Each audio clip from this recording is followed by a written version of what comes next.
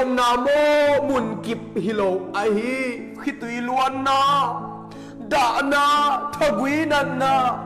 COVID-19 coronavirus lau na gam nisat na gam phalbi khobo vuksan khobo na gam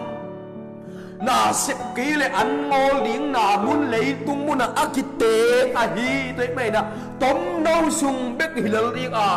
David igen ma bangina kum som sagi kum som giat bek ahi manina tua kum som si kum som get ong chi tak beu le chin mo ton tunga mang ta ding hi te do barong tel siam sakta hen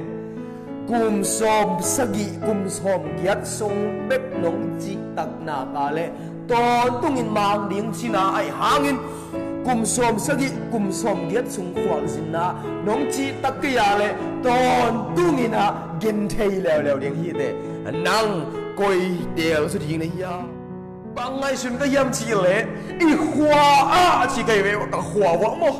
I khwa a nu pi piang thak kam tuam anga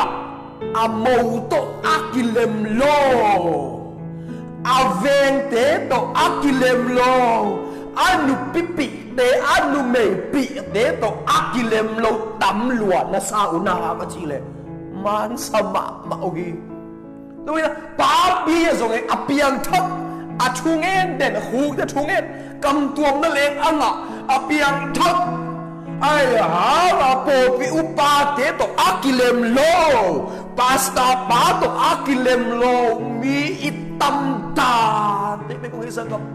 ipian thap na kian king ni isang kam tôi nang zong lấy tôi không bao giờ thu bơi không cầm tao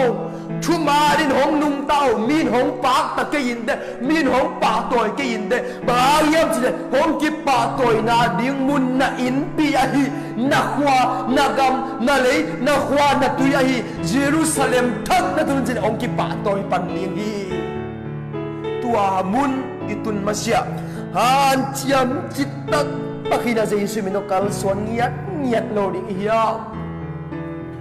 thà niệm kinh không isang gam hong ki pa toy đi hi tha hong ki piang ni hong tung ding a to pa Jesu ma vậy pa hi ta ta o hong chia ta in hong chi ding hi để pa sen thak ta hen